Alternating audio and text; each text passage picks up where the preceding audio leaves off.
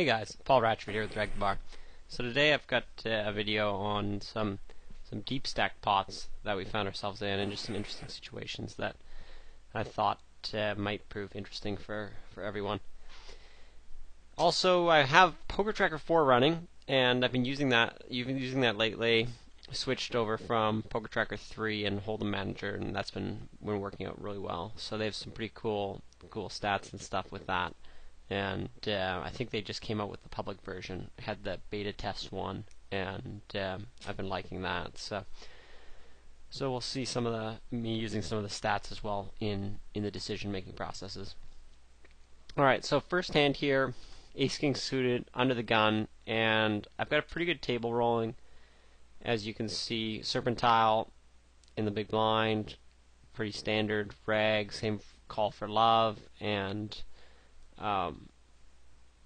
what the cap or whatever his name is, and then we have a couple of weaker players at the table. So pretty standard here, just raise 3 big blinds under the gun, and then this is where it starts to get interesting.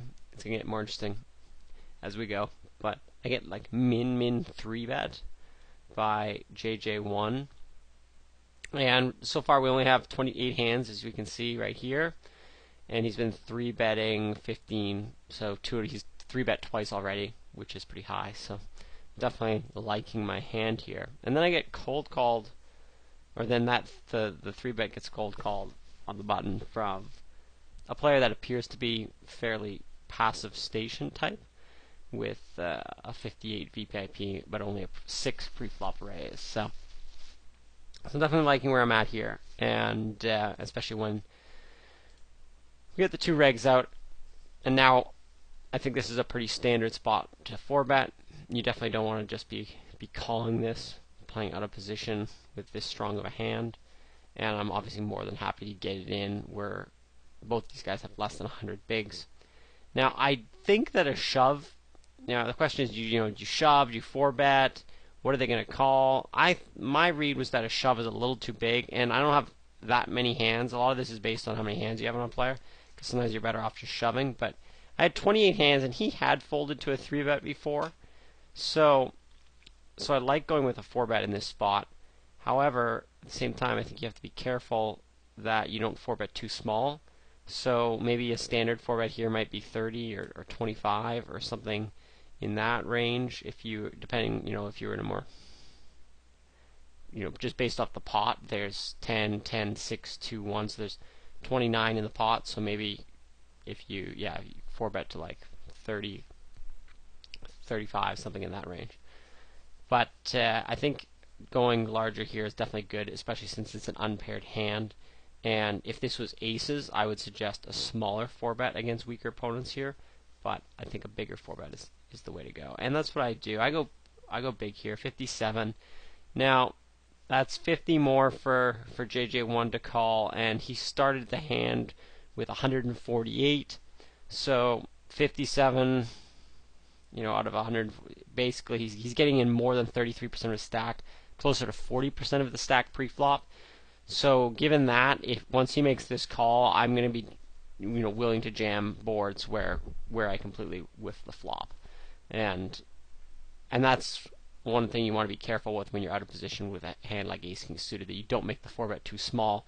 Let them hit a pair and then get a lot of equity in a head on you on the flop. So anyhow, I get 4-bet. Now I get 2 callers, and that's kind of interesting. And I flop an absolute monster. I'm loving where I'm at. So the question here becomes what to do with my hand, and I think this is a spot where sometimes people make the mistake of betting it, but I really feel like there's so much to be gained with just checking, and you keep the bluffs in the range, and you also, that's really the most important factor here, that you can, a player like JJ1 with those kind of numbers at 61-32 is, could be very prone to trying to take a stab at a pot like this, and it also can put Stone Kicker in a very difficult spot as well. As in, if I could very easily have a hand like jacks or queens here theoretically, and then if I check and JJ1 jams this, then Stone Kicker's sitting there with like even like King Queen or something like that. He might be tempted to call. Where if I jam then into 2 players after 4 betting against 2 players, that looks pretty massive, and I don't expect to get any call like that from Stone Kicker. So a couple reasons for the check here, and that is what I do. I go ahead and check, and this works out really well because JJ1 does jam, and that's perfect. And now this is a tough spot if you're a Stone Kicker and you're a bit of a station already, and you've kind of been drawn into this hand where you probably shouldn't have called the 3-bet pre-flop from JJ1. You definitely shouldn't have called the 4-bet from myself. And then now who knows what you have. Well, in this case, we're going to find out here in a minute. He does make the call, and at this point he has only 25 euros left. So I'm just going to jam and make sure we get it all in right now on the flop. And he doesn't, check it down and then fold the river with some kind of a, draw or whatever. But so shove and then flip him over, and he has ace 10. So, that's a hand where you're just asking for trouble, calling the massive 4-bet there.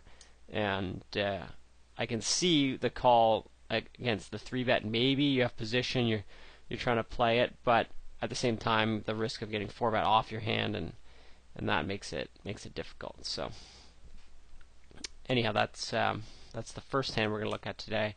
And I've got a couple more interesting ones coming up, but I think that's an important concept to keep in mind, that when you flop that big in this kind of a situation, you're up against that weaker player. Make sure you keep the bluffs in the range.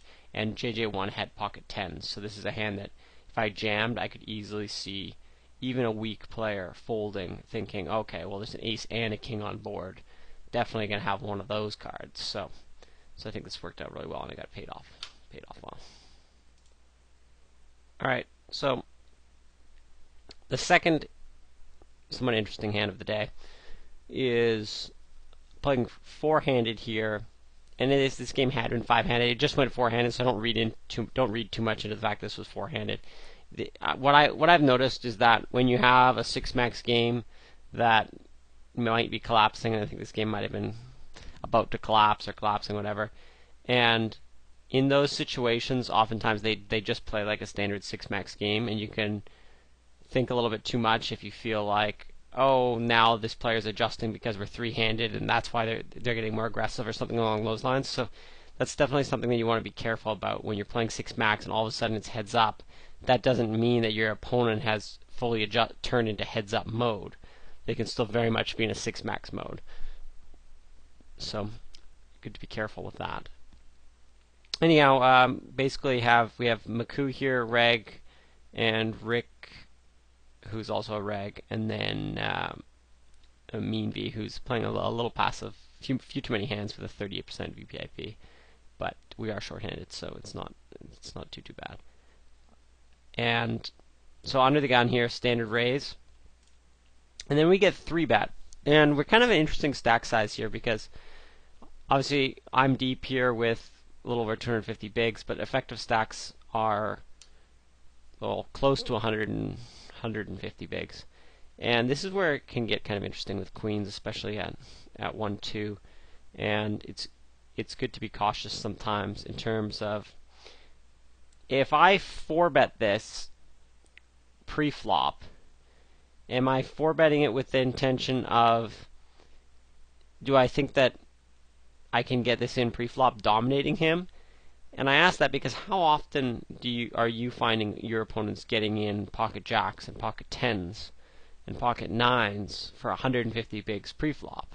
You would have to be playing an extraordinarily aggressive game probably to be getting those kind of payoffs. And even then you might be lucky to get those, because they might be more prone to call with those and then, say, 3-bet their big hands. So when they, like aces, kings, ace, king, and then when you 4-bet, they can just shove back. So anyhow, the reason I bring that up is because I think this is